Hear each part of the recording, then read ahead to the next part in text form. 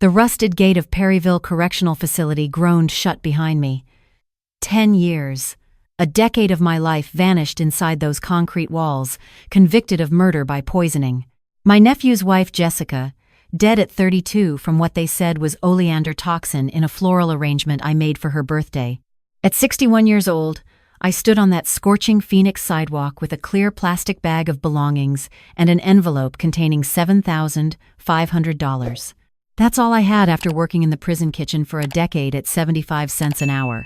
I was Linda Reeves once, a florist who ran Desert Blooms on Main Street in Scottsdale for 22 years. Now I was just inmate 847392, released back into a world that had moved on without me. The October heat hit differently when you haven't felt it without chain-link fencing between you and the sky. I had forgotten how the Arizona sun could make your skin feel like it was burning from the inside out. I took the bus toward Scottsdale, watching the desert landscape blur past the scratched window. My shop was long gone, sold to pay legal fees. My apartment, taken back. My savings, drained.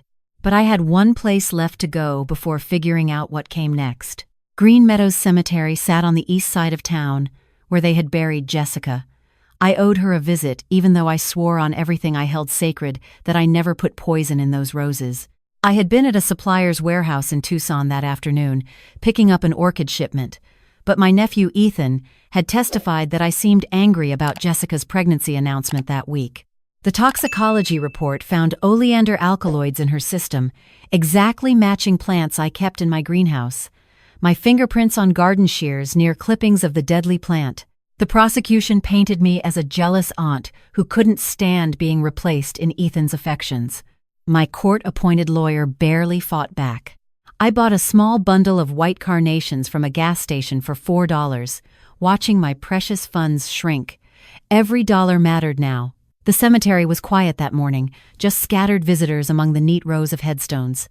Jessica's grave had a simple marker with her name and dates. I knelt down, my knees protesting. Prison had aged me beyond my 61 years. I looked 75 at least. "I'm sorry," I whispered. "I'm so sorry I couldn't help you." "Mrs. Reeves." The voice made me jump. I turned to see an elderly Asian man, maybe 80, using a cane to steady himself. He had kind eyes behind wire-rimmed glasses and wore a cardigan despite the heat. "It's me, Howard Chen. I live next door to you on Maple Street." Recognition dawned slowly. "Mr. Chen," the quiet retired engineer who always complimented my garden. "Mr. Chen." My goodness. "I heard you were released. My granddaughter mentioned seeing it online." He shifted his weight, clearly uncomfortable. "Mrs. Reeves, I need to tell you something. Something I should have told the police 10 years ago, but I convinced myself I was mistaken. Then, when you were convicted, I thought maybe I really had been wrong. But it's eaten at me every day since." My heart began hammering. "What do you mean?" Mr. Chen glanced around, making sure we were alone. 3 days before Jessica died, I saw your nephew Ethan in your greenhouse. It was evening, around 7. I was watering my roses along the fence. He didn't know I could see him through the slats. He had a plastic bag and was cutting something from your oleander bushes. The large ones in the back corner. The world tilted. I gripped the headstone. "Ethan?" He was very careful. Wore gloves, cut several stems and put them in the bag, then left through the back gate. His voice dropped. "Mrs. Reeves, I saw him. But when the police arrested you and Ethan was crying on the news about his evil aunt, I second-guessed myself. I'm 80. My eyesight isn't perfect. Maybe it was someone else. Maybe I was confused about the timing. Then, as the years passed, I couldn't bear the guilt of maybe sending an innocent woman to prison based on what could have been a mistake. But it wasn't a mistake." My voice came out harsh. "No, ma'am, it wasn't. Last year I was diagnosed with cancer. Stage 4. The doctors say I might have 6 months, maybe a year. I can't die with this on my conscience." Tears filled his eyes. "I'm so sorry, Mrs. Reeves. I'm so deeply sorry." I pulled him into a hug, feeling his frail body shake. "You were scared. I understand. But Mr. Chen, will you tell this to the police now? To a lawyer?" "Yes. That's why I've been coming here every morning, hoping you'd visit when you got out." My granddaughter Sarah is a paralegal. She said you'd probably come here first. That night I lay on a cot at a women's shelter, staring at the ceiling. $7,500. That was all I had to prove my innocence. The shelter was free for 30 days. Then I'd need a place to live, a lawyer, an investigator, food. I pulled out a small notebook and started tracking expenses. Day 1. $4 for flowers. $3 for bus fare. $1.50 for coffee. $7,491 left. The next morning, I went to the public library and used their computer to search for what had happened to Ethan after Jessica's death. I found old newspaper articles easily. The life insurance payout had been substantial, $400,000. Ethan had been Jessica's sole beneficiary. He used the money to start a real estate investment company that, according to recent news, was thriving. He had 3 properties in Paradise Valley now. Then I found his social media. Photos of Ethan, looking healthy and prosperous at 38, smiling at charity galas, and in several recent photos, a woman. The captions called her his fiancée, Monica Chambers. She was blonde, elegant, probably mid-30s. Something about her smile made my skin crawl. I printed everything for 75 cents and wrote down the names of 3 wrongful conviction lawyers. The first wanted $500 just for a consultation. The second, Amanda Rivera, had a small office in downtown Phoenix that smelled like old files and determination. "Here's the problem," Amanda said after I explained everything. "You were convicted 10 years ago. Appeals are done. To overturn a conviction now, you need significant new evidence. An 80-year-old man's testimony about something he saw a decade ago, any prosecutor will shred that. His eyesight, his memory, why he waited so long. But he saw Ethan take the oleander. Did he see Ethan's face clearly? Could he describe exactly what Ethan did with those clippings? Does he have any physical evidence?" I looked down. "No. This would cost at least $40,000 in legal fees, Mrs. Reeves. Maybe more. Do you have that kind of money?" "I have $7,500. Her face softened with sympathy. "I'm sorry. Back at the shelter, I wanted to give up. Maybe I should just find work washing dishes, live out my remaining years quietly. But then I thought about Jessica, only 32, her whole life stolen. She deserved justice. And so did I. If I couldn't afford lawyers, I'd investigate myself." I started by watching Ethan's real estate office from across the street. Modern glass building, expensive cars in the parking lot. Ethan looked different now, more polished, confident. Through the windows, I could see him meeting with clients, shaking hands, closing deals. When he left at 6, I followed him to an upscale restaurant where he met Monica. They looked happy, intimate. The perfect couple building their perfect life on insurance money and my destroyed reputation. Over the next 2 weeks, I learned Ethan's routine. Office by 8, lunch meetings, home by 7, to his house in Paradise Valley. Monica stayed there often. They were planning a December wedding, according to an engagement announcement I found online. But following him wasn't getting answers.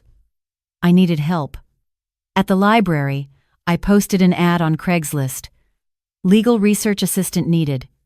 Must be discreet. $12. Hour.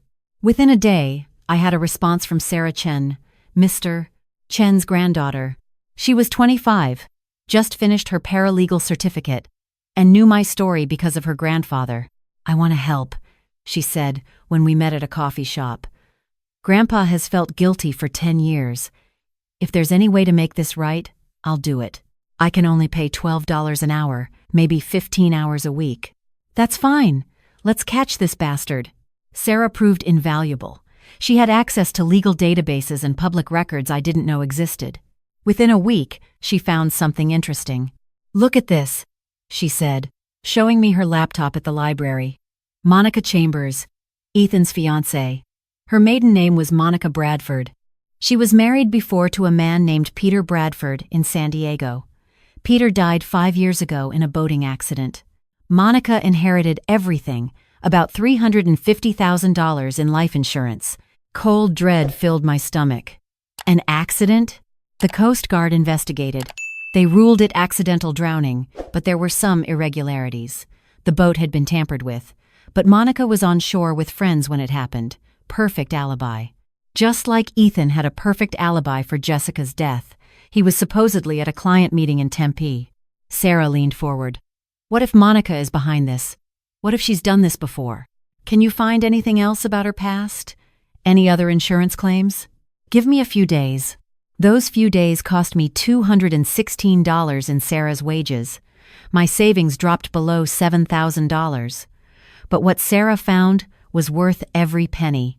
Monica Bradford was previously Monica Sloan, married to David Sloan in Portland. David died in a house fire 6 years ago. Monica inherited $275,000 in insurance. She was out of town visiting her mother when the fire happened. Jesus Christ. 2 dead husbands. She's going to kill Ethan, isn't she? Look at this. Sarah pulled up another document. Ethan increased his life insurance 8 months ago to $2.5 million. Monica is the primary beneficiary. I stared at the screen, feeling sick. We need to warn him. Will he believe you? You're the aunt he helped send to prison. She was right. Ethan would think I was lying, trying to get revenge. What if we could prove Monica's involvement in the other deaths? Would that reopen my case? Maybe. But we'd need solid evidence. I thought hard about Jessica's death. The oleander came from my greenhouse, but someone had to process it, extract the toxins, deliver it to Jessica. The police never found where that happened. What if Monica has a pattern? Someone she hires to do the actual killing? Sarah's fingers flew across the keyboard. I'll search for any connections between the deaths. Similar methods, locations, timing. That night, lying on my cot at the shelter, I made a decision. I had $6,784 left. I would spend every penny if necessary. Jessica deserved justice, and I deserved my life back. Sarah worked tirelessly over the next 3 weeks. She discovered that both of Monica's previous husbands' deaths occurred in October, just like Jessica's. She found that in Portland, David Sloan's neighbor reported seeing a strange van near the house the day before the fire. In San Diego, Peter Bradford's boat mechanic mentioned someone asking unusual questions about the boat's fuel system 2 weeks before the accident. There's a pattern, Sarah said. Monica doesn't do it herself. She hires someone, and she always makes sure she has an alibi. How do we find who she hired? I might have something. Sarah pulled up a photo. This man, Carl Decker, he's a licensed private investigator, but he's also been arrested twice for suspicion of insurance fraud schemes. Never convicted. He worked in Portland 6 years ago, and San Diego 5 years ago. Want to guess where he is now? Phoenix? Scottsdale, to be exact. Office on Indian School Road. My hands trembled. How do we approach him? Very carefully. We spent 2 days watching Carl Decker's office. He was maybe 45, tall, thin, with cold eyes and a permanent smirk. On the 3rd day, we followed him to a bar in Tempe. Sarah stayed in the car while I went inside. My heart pounded as I sat down next to him.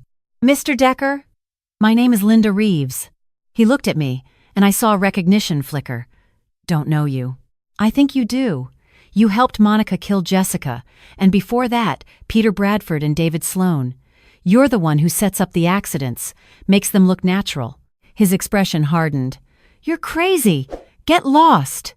I also know Monica is planning to kill Ethan next. Probably soon, since they're getting married in December. When she doesn't need you anymore, what's to stop her from tying up loose ends? You know too much. You're a liability. That got his attention. His jaw tightened. I said, get lost. How much did she pay you for Jessica? Because I'm betting it wasn't enough, and I'm betting she's already found someone cheaper for Ethan. Maybe someone who won't leave a witness alive afterward. Carl stared at me for a long moment. Then he gestured to the empty chair. Sit down. We talked for an hour. I could see him calculating, weighing his options. Finally, he said, what's in it for me? Immunity. Or at least a reduced sentence. Testify against Monica, give details about all 3 murders, and the DA might make a deal. Why would I trust you? Because Monica is going to kill Ethan in the next few months, and you know she'll make sure you take the fall. You'll go to prison while she walks away with millions. I saw fear in his eyes then. Real fear. I want a lawyer present before I say anything else. With Sarah's help, we found Amanda Rivera again. When we explained what we had, her eyes lit up. This is huge. If Decker testifies, we can prove a pattern: serial insurance fraud and murder. Over the next week, Carl gave a detailed statement. He had helped Monica stage David Sloan's house fire by rigging the electrical system to short circuit. He had sabotaged Peter Bradford's boat. And yes, he had helped with Jessica. Monica had hired him to obtain the oleander from my greenhouse, process the toxin into a powder, and mix it into a perfume sample that Monica gave Jessica as a birthday gift. Ethan never knew the perfume was poisoned. He thought Jessica's death was just tragic bad luck that happened to benefit him financially. Did Ethan know about the insurance fraud? Amanda asked. No. Monica told him that the poisoning investigation would conveniently fall on you because of your greenhouse and the timing. But Ethan didn't plan any of it. He just benefited from it. With Carl's testimony, Mr. Chen's eyewitness account, and Sarah's research showing Monica's pattern, Amanda petitioned to meet with the Maricopa County DA. They were skeptical at first, but the evidence was overwhelming. The investigation took 4 months. 4 months of living in a cheap extended-stay motel, working part-time as a cashier at a grocery store to supplement my income. By the time the DA was ready to make arrests, I had $1,200 left of my original $7,500. The math. Motel rent $800. Month for 4 months. $3,200. Food. $400. Sarah's wages. $2,160. Filing fees and investigation costs Amanda couldn't waive. $300. Transportation. $200. Miscellaneous. $40. But I had earned about $2,500 from the grocery store job, bringing my total back up to $1,200. On a cold February morning, police arrested Monica Chambers at her and Ethan's home. Ethan was there, shocked and shouting.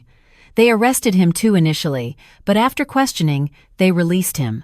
The investigation confirmed he genuinely hadn't known about the murders. He had just been Monica's useful, grieving victim, who would eventually become her next payday. Monica's defense attorney fought hard, but the evidence was crushing. 3 dead partners, a pattern of fires and accidents, Carl's testimony, forensic evidence linking Monica to purchases of electrical equipment before David's fire and boat parts before Peter's accident. Phone records showing calls between Monica and Carl before each death. The DA offered Carl immunity for his full cooperation. I understood why, legally, even though it made me sick. He had killed 3 people, including Jessica. In June, 11 months after my release, I stood in a courtroom and watched the judge vacate my conviction.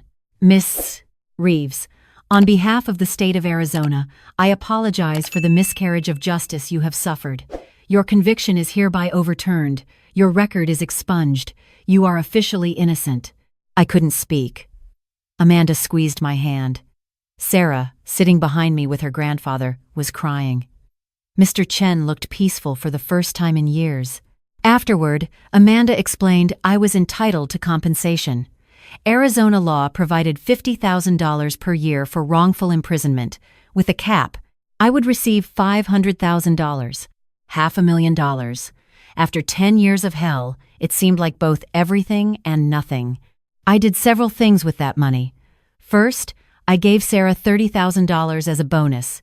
She was starting her own legal research firm specializing in wrongful convictions. Second, I set up a trust fund for Mr. Chen's cancer treatment, $75,000. His courage had saved me. Third, I donated $100,000 to Jessica's parents, who had believed in my innocence when no one else did. Fourth, I rented a small house in Scottsdale with a yard perfect for a garden. Nothing fancy, but mine. With the remaining money, I started a nonprofit called Desert Justice, dedicated to helping people who had been wrongfully convicted. We provided funding for investigations, connected people with lawyers, offered support. Sarah came on as my partner. Monica Chambers was convicted of 3 counts of first-degree murder and multiple counts of fraud, life in prison without parole. Carl served 5 years under his plea deal and would be on probation for life. Ethan cooperated fully with investigators. He testified that Monica had manipulated him, isolated him from family, controlled his finances. The court determined he was a victim too, though he had to live with the guilt that his wife died partly because of the insurance money he stood to gain. 1 year after my exoneration, I visited Green Meadows Cemetery again, the same simple headstone with Jessica's name.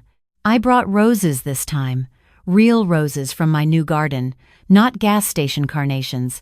"Justice came," I whispered. "It took too long, but it came." I heard footsteps and turned to see Ethan. He looked broken, aged beyond his 39 years. "Aunt Linda," he said softly. We stood in uncomfortable silence. Then he said, "I'm sorry. I'm so sorry. I should have questioned things. I should have known something was wrong. I let you go to prison. You didn't know. Monica fooled us all. But I benefited from it. I used that insurance money while you rotted in a cell." His voice cracked. "How do I live with that?" "By making it mean something. I can't give you absolution, Ethan. That's between you and Jessica, but you can choose what you do next." Last month, Desert Justice helped exonerate its fourth wrongfully convicted person, a man who spent 15 years in prison for a robbery he didn't commit. Watching him walk out of that courtroom free, I felt the same surge of purpose I had felt at my own exoneration. This is my life now. Not arranging flowers for Scottsdale weddings, but arranging evidence to free the innocent. People sometimes ask if I'm bitter about the 10 years I lost. Some days, yes. I'm 62 now. My health isn't what it was. Those years are gone forever. But I'm also grateful. Grateful that Mr. Chen found his courage before he died last spring. Grateful that Sarah believed in me. Grateful that truth, no matter how deeply buried, eventually claws its way to the surface. I'm also grateful for something unexpected.